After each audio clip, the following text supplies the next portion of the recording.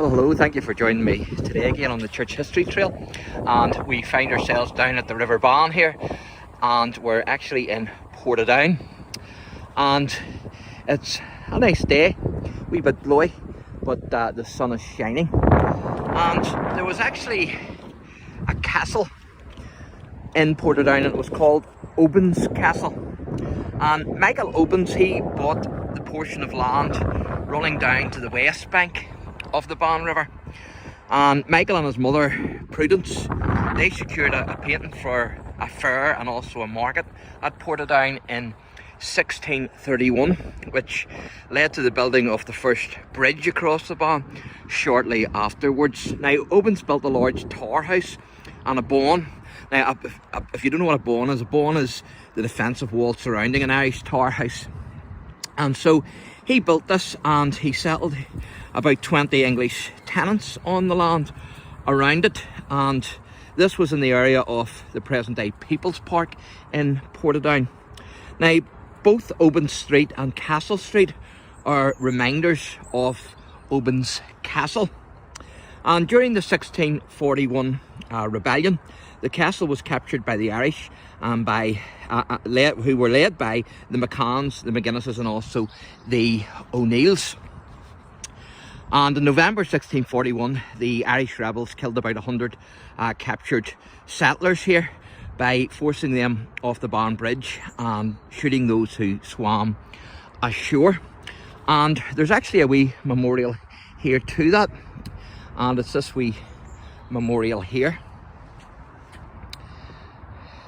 and that's to those who were massacred during the 1641 massacre in Portadown, which was during the 1641 rebellion. And so that wee monument there is to those settlers who lost their lives.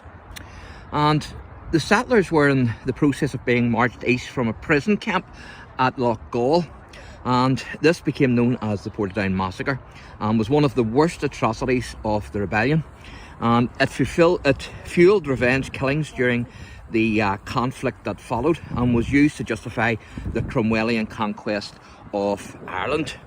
Now, the Irish Confederate troops actually abandoned Oban's Castle during the Cromwellian conquest, and Hamlet Obans, who had survived its capture in 1641, he repossessed the castle in 1652, and Hamlet then passed it on to his son Anthony Obans.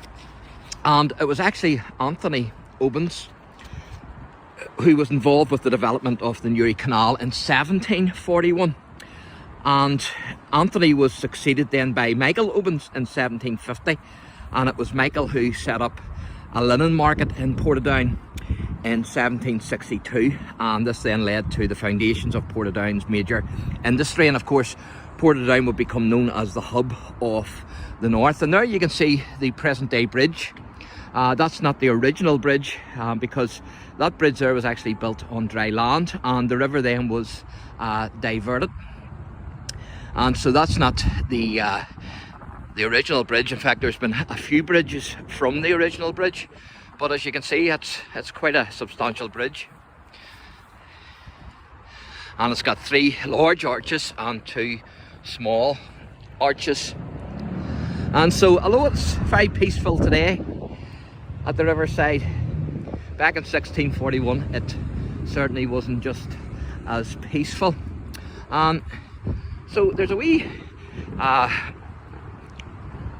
plaque up here with writing on it, and so I'm going to take you up and I'll let you see that. You can see the bridge well from here, as you can see, but there's a wee memorial plaque up here, and I'll be able to read this one out to you.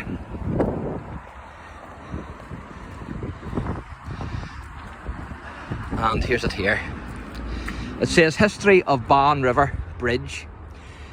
In the 1600s, plantation settlers from England and Scotland were granted estates from King James I. The Obans family from Portadown acquired the land from these estates, and in 1630, first record of a bridge over the Bann River was a wooden structure built by John Obens and Richard Cope. And then in 1641 it says, bridge was destroyed by Tool McCann during a rebellion when many settlers were drowned in the river. And then it says in 1682 the wooden bridge was erected. And then in 1708 it says wooden bridge rebuilt. And in 1754 wooden bridge swept away by floods. And then in 1763 the first stone bridge built, the 7 arches. And then in 1765 flood damage caused 3 arches to collapse. And then it says in 1786 further flood damage, a 13 arch stone bridge was constructed. Then in 1833 granite bridge with 3 large and 2 small arches was built on the present site on dry land with the river diverted underneath it. And so that's this bridge here. And then in 1922 it says Portadown Urban Council widened the bridge, and in 2005 further widening and restoration of the bridge by Department for Regional Development. And so there you go, that's the history of Portadown, the 1641 rebellion, and also the bridge, as well as a wee bit of history of the castle. And as you can see, Portadown is a very busy wee town, so it is. But I'm going to take you across the bridge here, and as you can see it says Bridge Street. And so this is the actual bridge that we're coming across now. And as you can see, Bond Bridge.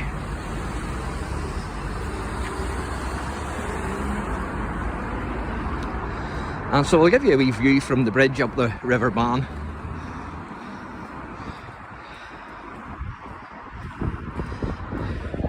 As you can see, beautiful. And certainly Portadown has a lot of history behind it. And so I hope you've enjoyed our walk today along the Bann River. And if you enjoy the channel, then please like and subscribe. God bless. Well, hello, thank you for joining me today again on the Church History Trail. And we're down at Drumbeg. And Drumbeg is in Lisburn, in the Greater Lisburn area, and it's not far from Belfast City. And where we are actually is we're on Drumbeg Bridge, as you can see, and you can see the river here, the Lagan, which is absolutely beautiful. And up on the hill there in the distance, and I'll try and give you a better wee view of that, as you can see, and that's Drum House. And that house there probably dates from, I think it's the 19th century if I remember rightly, but the original house was, it's reckoned that it was probably the late 17th century. So that's Drum House, and hopefully we'll do a wee video up there shortly. But as you can see from the sign here, it says Drum Bridge, and it's the River Lagan. This area here was actually the crossing point for the Williamites on their way to the Boyne. And then after they had crossed the Lagan here, they made their way on up by the church, on up by the Old Inn, if you remember rightly, which I done a wee video on, and that was, it's now Bob Stewart's. But of course that Old Inn used to be called the Bell Inn, and it was established in 1620. And so if you remember, I done a wee video on that, and so you can check that out. And of course, as I say, it's now known as Bob Stewart's. But the Williamite forces actually crossed here on their way to the Boyne. And there you can see Drumhouse Nurseries, and that's open, as you can see, to the public. And so I hope to take a wee drive up there after I get this wee video done. But we're outside Drumbeg Church, the parish church of St Patrick, Church of Ireland. And there you can get a good view there too from the house, and as you can see, it says there Drum House, and you can get a good view there off the house. And as I say, I hope to do a wee video up there shortly. But this is the church, Drumbeg Parish Church, and that's what you call the Lich Gate. And if you remember, I've done a wee video on the Lich Gate, so I'm not going to say too much about that, because you can check out my other video on that. And of course, coffins were kept here, and sometimes they were kept overnight as well here at Lich Gates. And so you can check that out on my other wee video that I done when I was here. Now, if you're coming here, when you go through the gates up to the left, and you would miss it if you didn't know it was here, but that's actually a wee billboard there giving you a bit of the history. So it's right beside that tree there, so if you didn't know that was there, you actually wouldn't see it. So as soon as you come through the gate, it's on your left hand side, just down at the bottom from the church. And this is a lovely wee walkway here, the wee arches with the trees growing into each other, which I think is beautiful. And of course, just across the road then you have the car park for the regional park walk along the Lagan, and just up at the top there is actually Lady Dixon's Park, Sir Thomas and Lady Dixon's Park. And so it's a lovely wee area to visit and also to explore.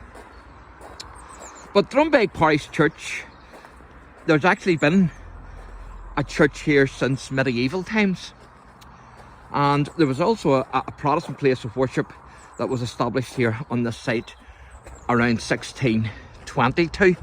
And of course, this church is the Church of Ireland today, although it's not the original building as far as I remember.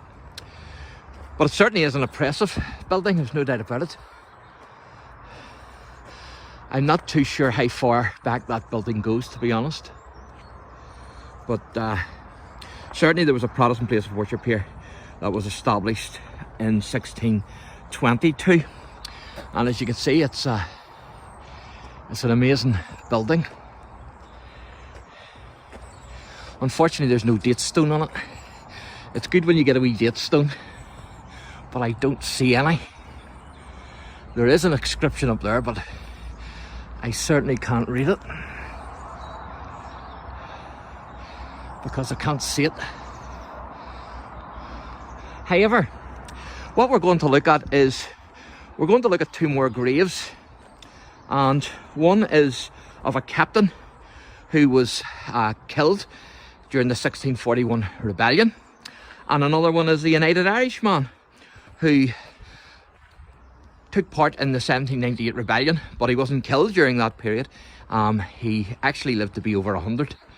And so these graves here are fantastic, as you can see.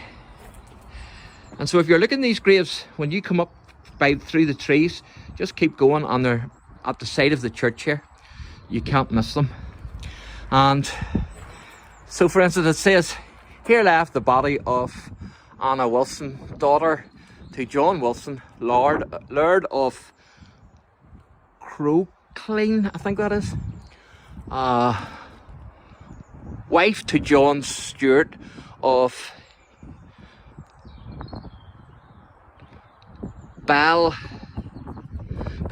I think that is, who departed this life the 25th of December 1689, aged 63 years. So there's a grave from 1689. And then it says, "Here also is laid the body of John Stewart," and that's above mentioned, who died, I think that's November, and it's 1691, and he was 70, if you can see that. So that's a brave age of a grave. And there's another one here, and it says, "Here left the body of Thomas Martin, and he was a merchant in Belfast, who departed this life the 29th of October. And that Anno Domini, that means in the year of our Lord 1685, it's Latin. And he was aged 42 years.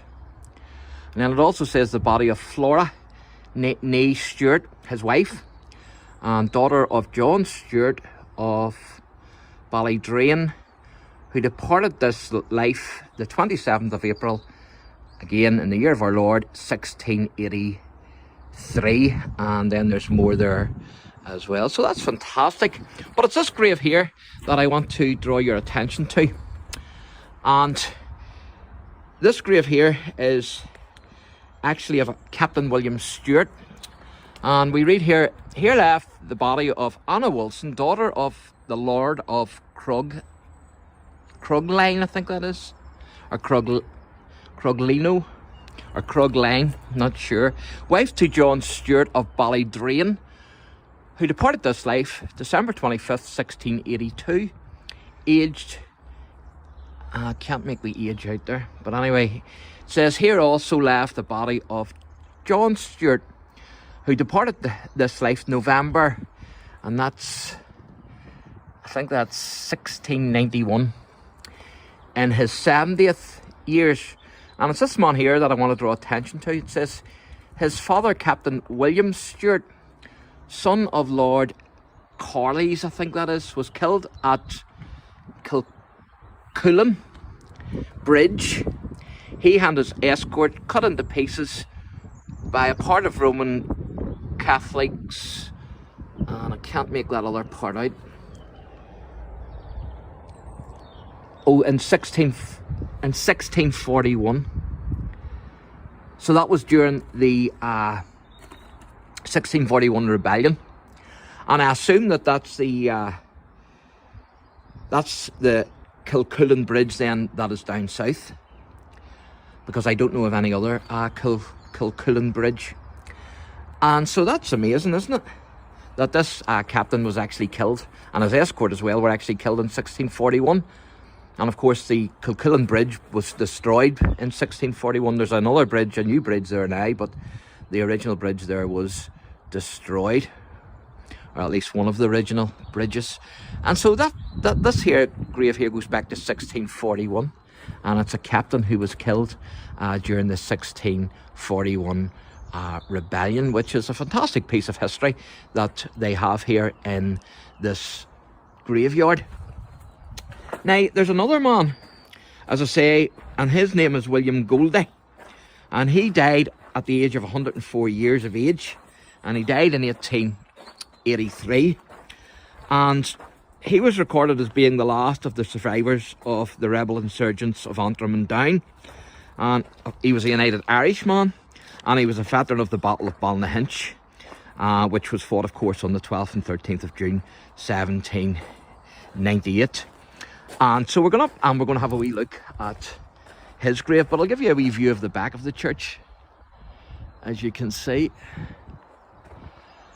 And so this is a great church with a load of history, lots of history for us to investigate.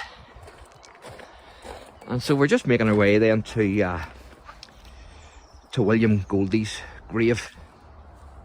And I would also like to thank Donald Kelly in his wee video, because it's through his wee video that I watched that I was able to locate this grave. Otherwise I probably wouldn't have been able to locate it, so thank you, Donald, for that. And so this is the grave here, as you can see, and I'll try and read it out, tell you the best I can anyway, because it's hard to make out. In memory of William Goldie, and I think that's United Irish Volunteer of 1798, and I can't make the rest out. It mentions his age there at 104, and so that's the grave of William Goldie. And so you have not only a United Irishman who is buried here, but you also have the grave of a captain who was actually killed during... Well, hello, thank you for joining me today again on the Church History Trail, and we find ourselves in Lisburn, And where we are actually is at Piper's Hill, or what was known as Market Lane, but locally became known as Piper's Hill. And during the 1641 rebellion, during the Battle of Lisnagarvey, or what's now known as Lisburn, it's believed that over 500 rebels were actually killed in Bridge Street and Castle Street. And one of the Pipers of the regiment, one of the regiments, his head was actually blown off with a cannonball, and so his head then actually rolled down Market Lane, and so Market Lane then actually became known as Piper's Hill. And so this is Piper's Hill here, and when we get up to the top, I'll show you Bridge Street. And I've done a few other wee videos on castles. Actually, I've showed Castle Street on a few other wee videos, and if you check out the Battle of Lisnagarvey, I show Castle Street on that one. And so this is Piper's Hill, and of course it got his name because of the piper that literally lost his head during the 1641 rebellion, and his head ended up rolling down this hill. And of course this hill brings us into the town centre where the market house is, and of course the market house was under siege during the 1641 rebellion, during the Battle of Lisnagarvey. And so as you can see there, it says the Piper's Hill, and that's where the head of the soldier ended up rolling down. And this wee street here is Bridge Street, and there was a lot of fighting during the 1641 rebellion in Bridge Street.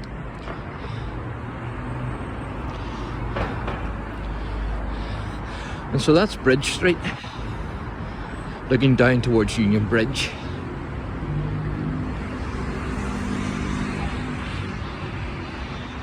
And you can see a building there that's in a bad state of repair. It needs definitely to be fixed up, doesn't it?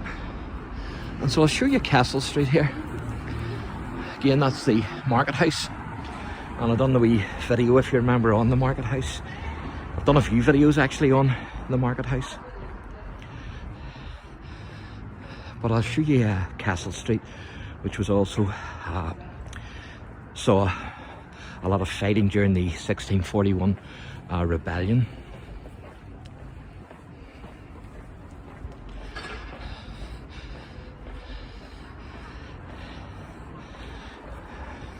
And that's the cathedral church. I also done a couple of wee videos in there as well.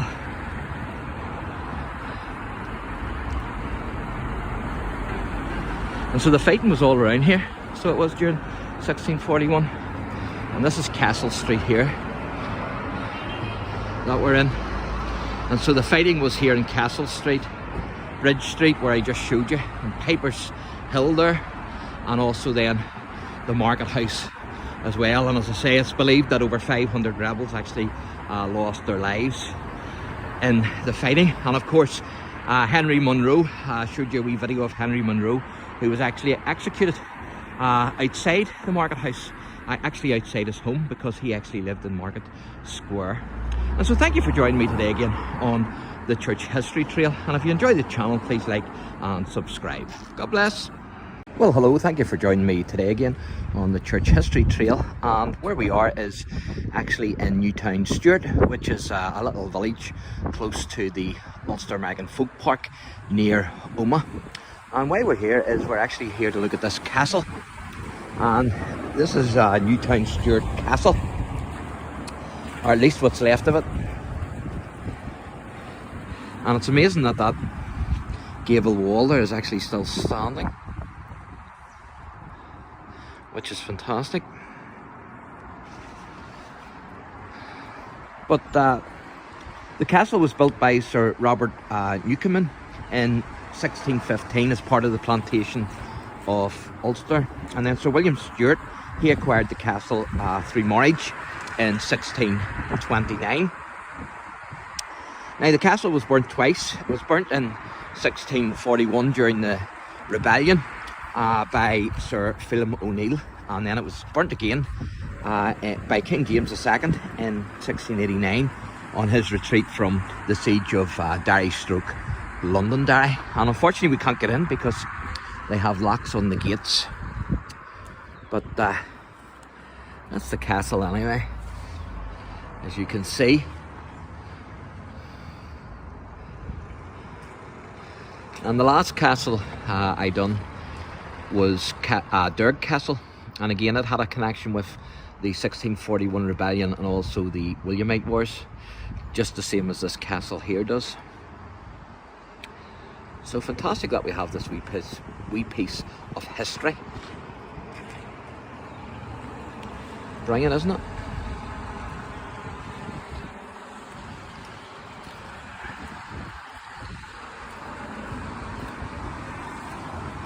Now you can see Newtown Stewart Castle.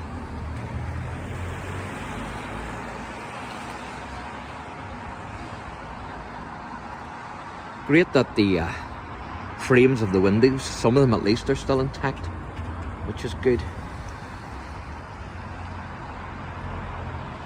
So there you are.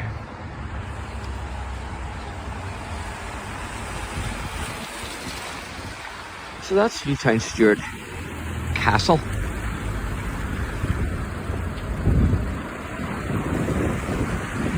Just give you another wee quick look at it, and then we'll wrap this video up.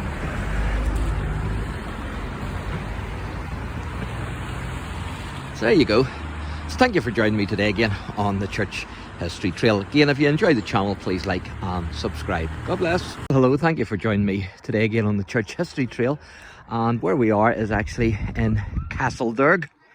And as you can see, we're actually at the castle here, or Derg Castle.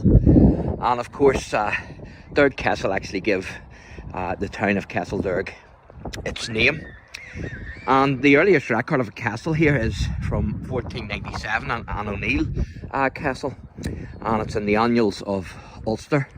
It was recorded, and it was probably a square tower house. But during the 1641 rebellion, Derg Castle was a place of refuge for the local Scottish settlers, and also the fortifications must have been of considerable strength, because the small garrison were actually able to withstand a siege by a much larger Irish force under Sir Philip O'Neill, before being forced to abandon the castle after running out of ammunition. And so I'll show you some of the ruins that's left of the castle.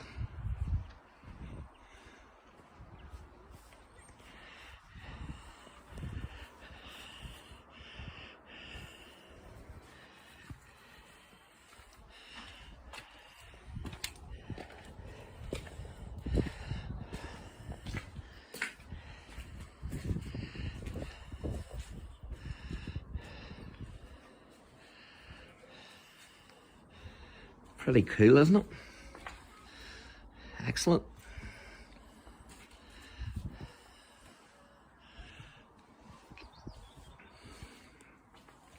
There's a lot of these old castles about, isn't there?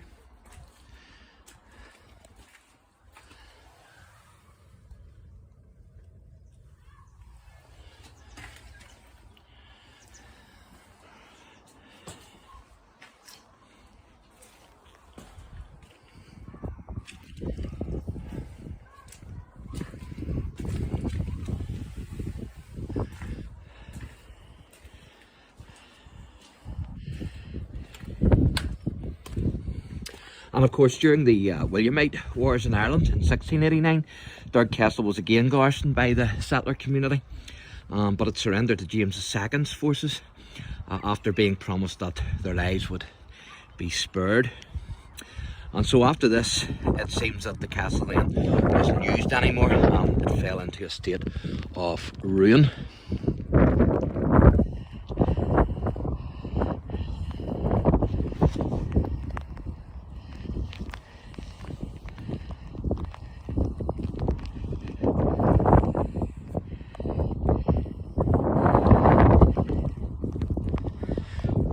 So this castle has a big connection with the O'Neills, the 1641 Rebellion, Sir William O'Neill, but it's also got a connection with the Williamite Wars in Ireland in 1689.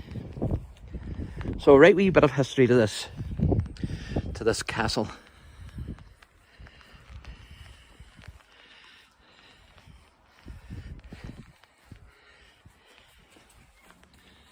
Some of the, I don't like to see that because that means it's crumbling even more than what it already has with those bricks lying there.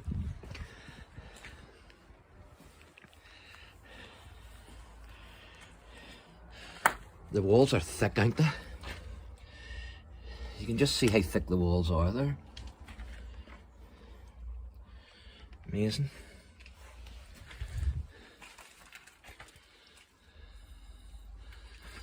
Certainly knew how to build in those days, didn't they?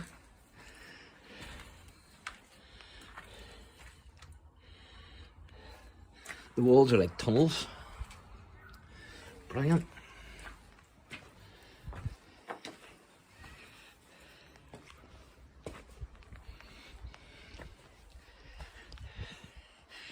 And the original O'Neill Castle would have been in the centre here somewhere, around the centre here, and then that later stone castle was built around it.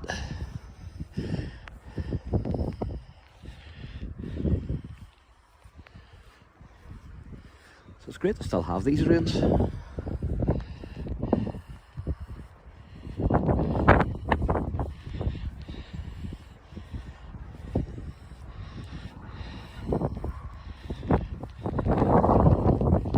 And that's the Derg River.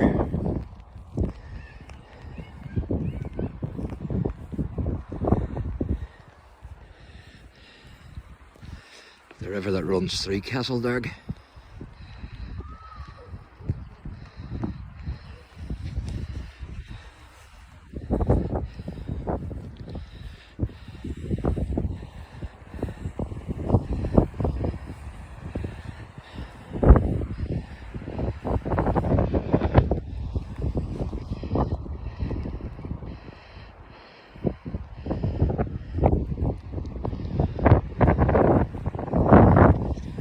Yep.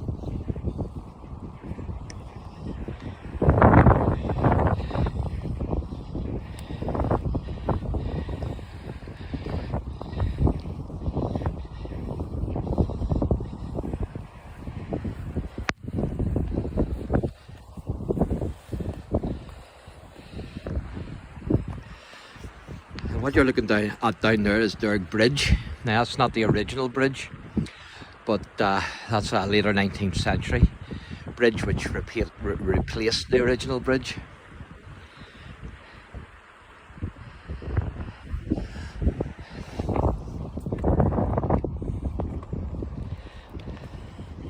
So there you are, that's Derg Castle. I'll give you another wee look from the outside and then we'll wrap this video up. And in the next video we're going to look at another castle, which is the castle, or at least what's left of the castle at Newtown Stewart. And it has a big connection with the Williamite Wars in Ireland. And so we're going to have a look at it.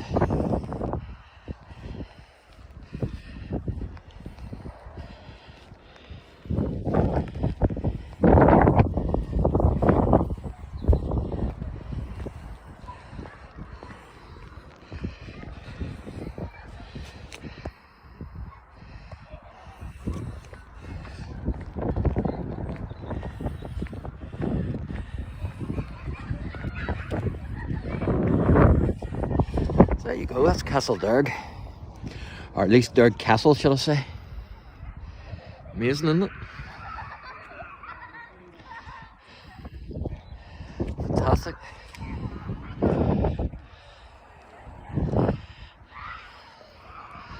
And there's a bit of a wood there that you can walk through. There's also a bigger walk you can walk through here, and I'm not sure what that bird is, but it's certainly a brave size. So thank you for joining me today again on the Church History Trail, and if you enjoyed the channel then please like and subscribe. God bless. Well, hello, thank you for joining me today again on the Church History Trail, and we're continuing here in Lisburn, and we're still at the parish church here in Lisburn. And a church was actually built on the site where the cathedral actually now stands, and it was actually consecrated in 1623, and it was called St Thomas, and it was built by Sir Conway. It was really a private chapel to the adjoining castle that Conway had also built, or what some would say rebuilt, and not actually, and not at first actually a parish church. And the castle stood just behind those buildings there, and I hope to do a wee video on what's left of the castle. And there's not much of it left, but there is what's known as Castle Gardens, where the castle once stood. And the church was destroyed by the rebels during the 1641 rebellion. And you can see the side of the church there, quite a substantial building. You can see the tower. And the town of Lisnagarvey, or Lisburn as it's now called, was attacked by a rebel army in November 1641. And although the garrison was outnumbered, they were also ill-equipped, but so resolute was the defence that a notable victory was actually won by the garrison. And the rebels set fire to the town, however, and the town, including the castle and the church, were burnt and left in ruins. Now, the church was speedily restored after the rebellion, but it was burnt again, this time accidental, in a fire in 1707. And so this time it was destroyed accidentally. And I'm just going to take you now to show you the front of the church, which is here. And of course, if anybody is watching, if you know what they are, those metal things at the door here, they're actually for scraping the mud off your feet, because back in the day it wasn't so much concrete and tarmac and pavement, it was more muck and dirt that you were walking on, and so you had to scrape the muck off your boots, and you had those things there then so that you wouldn't bring the muck into the actual building. And the cathedral then was rebuilt, and the foundation stone being laid the year after the actual fire. And Bishop Jeremy Taylor actually has an association with this church, because he held a lectureship in the cathedral for a time, and there's a mural tablet in the cathedral to perpetuate his memory. And so there you are, that's Lisburn Cathedral, and also the graveyard. And watch the next wee video, because I'm going to talk about a Huguenot family who are actually buried in this graveyard. And so thank you for joining me, and God bless. It's of this gentleman here. Let me introduce you to Sir Arthur Austin, born 1590, died 1649, and he was the unpopular one-legged defender of Drogheda against Oliver Cromwell. It's an interesting story. It's a wee bit graphic towards the end, but it's still an interesting story. It says here, a military fortification since the 12th century, Millamount has witnessed many conflicts. Unsurprisingly, it was the scene of intense fighting when Oliver Cromwell overran Drogheda on the 11th of September 1649. Refusing to surrender, the town's royalist governor, Sir Arthur Austin, retreated here with the last of his comrades. Austin had lost a leg 5 years previously, and a wild rumour spread amongst Cromwell's troops that Austin had gold hidden in its wooden replacement. After storming Milmount, they set upon the concerned Austin and beat his brains out with the wooden leg. Despite this, no fortune was found in it, though the belt that held it up may have yielded a few coins. So what a crazy story. Absolutely. Well, hello, thank you for joining me today again on the Church History Trail. And where we are is we're just outside Newcastle, County Down. in the kingdom of Mourne. And you can see the sea there, but you can also see the Mourne mountains in the background. And basically where we're heading is to what's known as the Bloody Bridge. And it might be hard to believe it today looking at it, but there was actually a massacre that occurred at the Bloody Bridge. Of course, that is why it got its name. And although it is very scenic looking today, and was probably back then as well, unfortunately there was a massacre that occurred. And so here you can see it's part of the National Trust, and it's a Bloody Bridge, as you can see. And it got the name, as I say, because of the massacre that happened here in 1641 during the 1641 Irish Rebellion. A group of Protestants who had been taken captive at Newry, including the local minister, were being bartered for Irish rebel soldiers who had been captured by Presbyterian Scots forces. Now I'm going to try and get through here.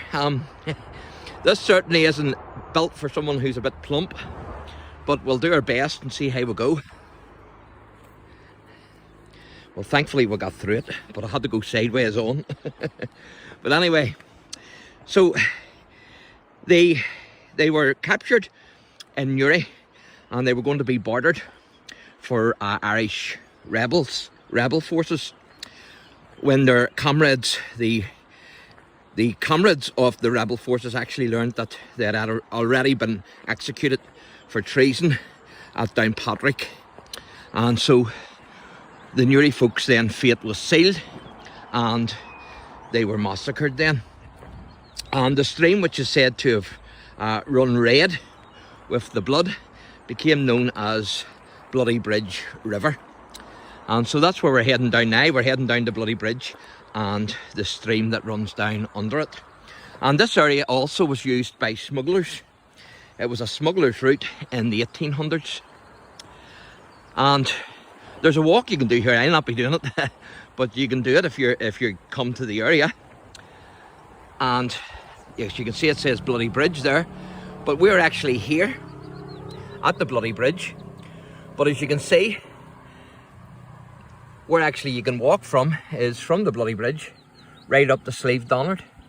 Now that would be a brave hike. It says it's only a mile, but that would certainly still be a brave hike if you're going up it. So hard to believe that a massacre actually occurred here in such a scenic place. And this is the Bloody Bridge here. As you can see, you can trek up there, and you'll end up at Slieve Donard. Slieve Donard's the highest mountain in the Mournes at Newcastle. So this is the Bloody Bridge here, as you can see, and this is where the massacre took place.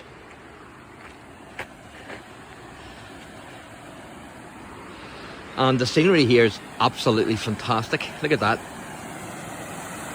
Isn't that beautiful?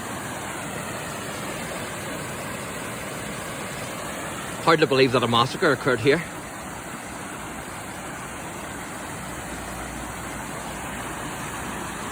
And you can see right up to the mountains.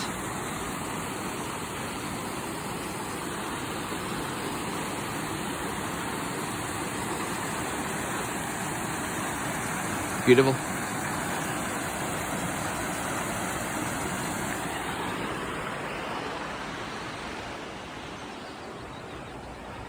So you're right on the Bloody Bridge here, and then there's down below. Look at the clear the water is. Look at how clear that is. And then that's the road bridge there.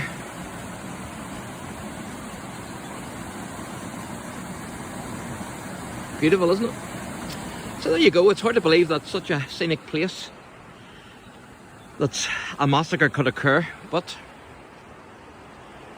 it did, and it's went down in history as the Bloody Bridge Massacre. So thanks for joining and God bless. Thanks for watching, sorry, the video, and God bless. Well, hello, thank you for joining me today again on the Church History Trail. And where we find ourselves today is in Temple Cronny Old Church and Graveyard. And of course this is in Portaferry. And there's an old grave there, which I'm going to show you, which is John Smith. And he's off Portaferry. And you can see the date there, which is 1769. So amazing to still have these old ruins.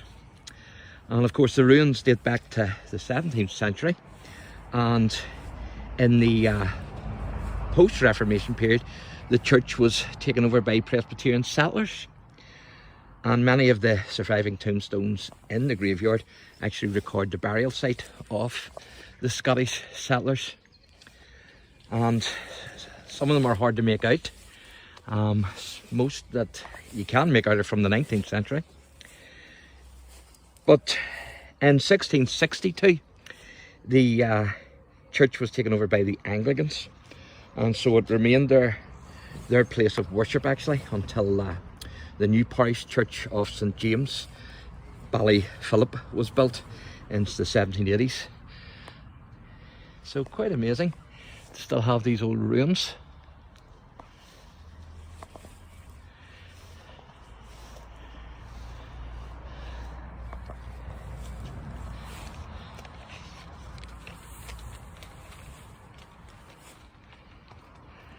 As you can see.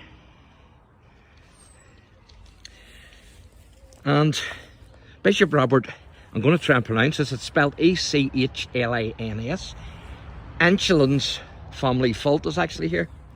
And Robert was born in 1576 and he died in 1635. And he was a Scottish clergyman in the Church of Ireland. He was Bishop of Down and Connor from 1612 to 1635. And he became a bitter enemy actually of the Presbyterians. At first he embraced them, but then he became their enemy. And one of his sons, Hugh Echelon, was actually murdered at Caledon Bridge in County Tyrone during the 1641 Rebellion. So great to have these old ruins of the church, isn't it? And this is the Echelon family burial vault, as you can see. So you're looking at a real piece of history, ladies and gentlemen here. Fantastic.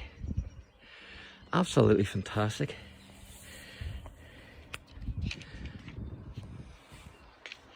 There's no doubt about it.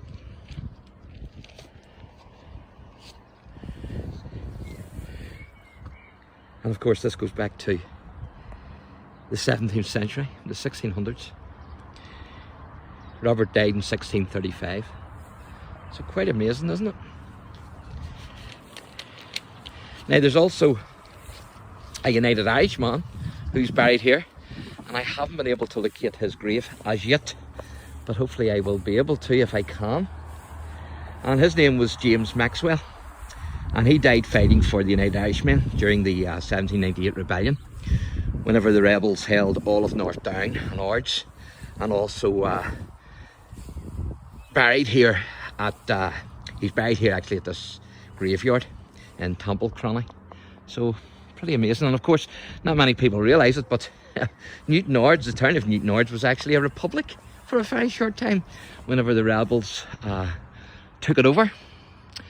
So you've heard of Oliver Cromwell and the Republican England for a time.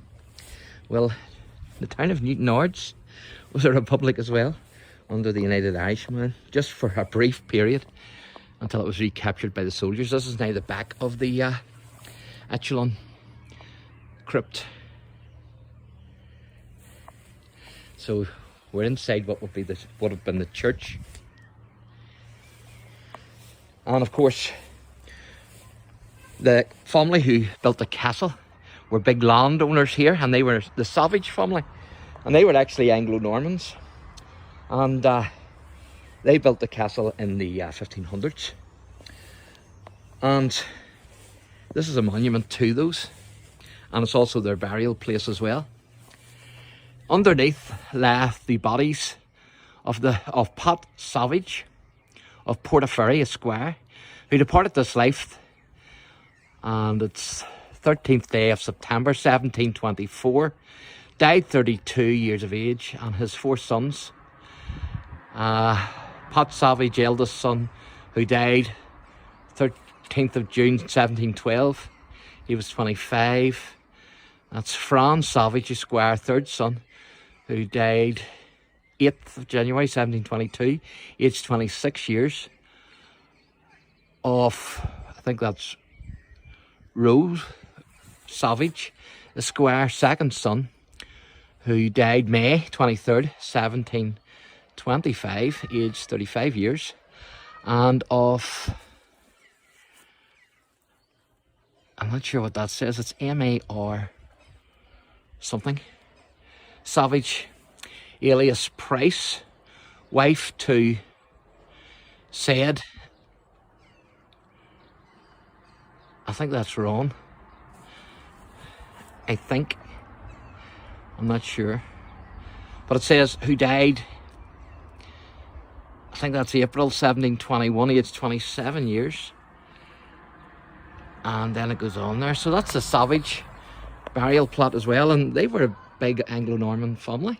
They're an ancient family here in Portaferry, and so the later descendants of that Anglo-Norman family are actually buried here. So fantastic. So there you go. So I hope you've enjoyed our wee tour here of the cemetery, and I'll have a wee look round and see if I can see any more graves, and hopefully I'll be able to find something of interest. So thanks for watching, and God bless. Well, hello, thank you for joining me today again on the Church History Trail, and where we find ourselves this evening is actually near Clare village, and we're at what's left, and it's only this pillar, but we're actually at what's left of this castle, because this was Clare Castle, and as you can see, the only thing left of it now is this pillar. But a big history here with this castle, and the origin of Clare Castle dates back actually to 1619, whenever Henry Boucher, Esquire, he erected a bawn of stone and lime, and he built a large stone edifice which housed many English and Scottish families. So the castle was destroyed by fire during the 1641 rebellion, as was the Presbyterian church down the road, which I videoed earlier, and also the rest of Clare village as well. And then it again was destroyed by fire in 1785, and that was whenever, of course, sparks from a chimney fell onto a roof, and then it was restored again, and it became the location of Clare Academy in 1794. Now all that is left of the castle today is a tower, as you can see, and it's this tower here, and a rectangular enclosure or bawn, which was converted into cowsheds in the 20th century, and that's your cowsheds there. And Dorothy, a girl called Dorothy, actually Vaughan, sorry, she actually married John Montague on the 4th. He was the 4th Earl of Sandwich, and Dorothy inherited Clare Castle along with the estate after her brother Charles Fane died. I hope I'm pronouncing that right. It's F-A-N-E. And John Montague, who was the 4th Earl of Sandwich, he actually gave his name to the popular lunchtime snack that we call, yes, you've guessed it, the sandwich. And of course, we all enjoy sandwiches today. So that was named after the 4th Earl of Sandwich, Lord Montague. And so I think you'll have to agree with me that that's a great piece of information. So thanks for watching, and God bless.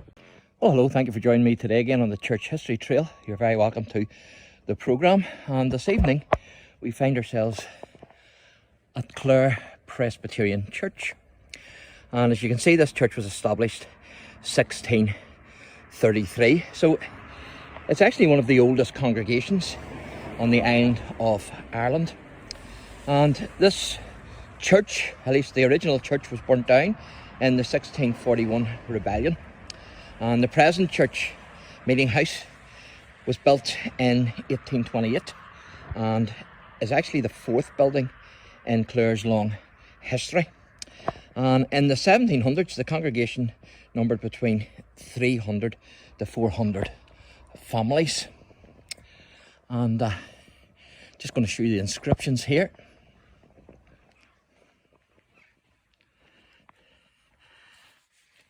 As you can see, it says Clare Presbyterian Church, and it was established 1633. And then you can see at the top there that this church here was built 1829 AD, or in the year of our Lord. So there you go. So that's a wee bit of the history of Clare Presbyterian Church. So I'll give you a wee look at the side of the building, and then we'll wrap this wee video up.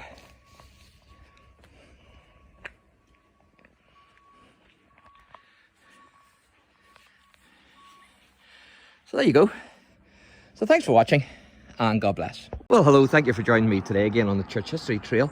We're continuing here at Locais, and where we are now is we're actually outside the old ruined church, as you can see from the sign, and you can see the lovely floral display there. So I'm going to read this wee board out to you, and then we'll take a walk in. It says, a scheduled historic monument. The site may have had a church as long ago as the 13th century. In 1622, a well-repaired church building was reported here, but this was burnt down in the 1641 rebellion. It was rebuilt in 1740 and in use until replaced after 1795 by the current St Luke's Church. And the St Luke's Church is actually up the road, which you cannot see from here. So we're going to have a wee look. Of course, there's a big connection here with the 1641 rebellion, because some of the settlers were actually held captive here, and it's said that some of them were actually burnt alive in the church, and the rest were actually walked to Portadown, to the Ban Bridge, and they were massacred then, and it became known as the River Ban, or the Portadown Massacre. Of course, it happened on the Ban Bridge, but there you can see the old church. So amazing to still have this.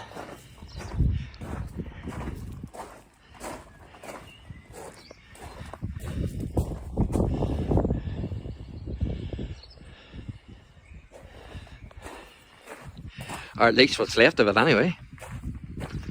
There's a couple of graves here that you actually walk over.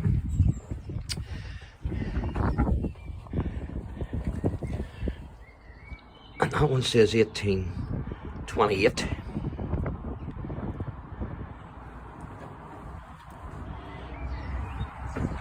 And there's loads of old graves in here, because I've had a wee look round and seen a lot of them.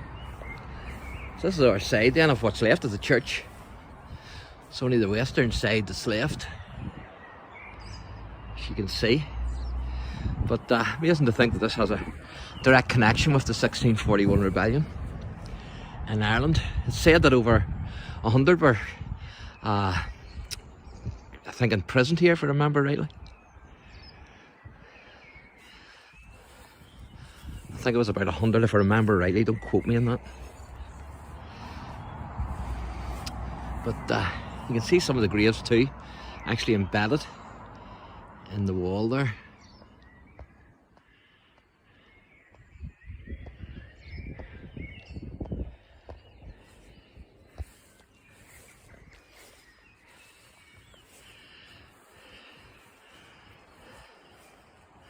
So quite amazing to have this old building. So thanks for joining me on the Church History Trail, and if you enjoy the channel, please like, subscribe, and also hit the notification bell. And if you enjoy the videos, please feel free to share them. God bless.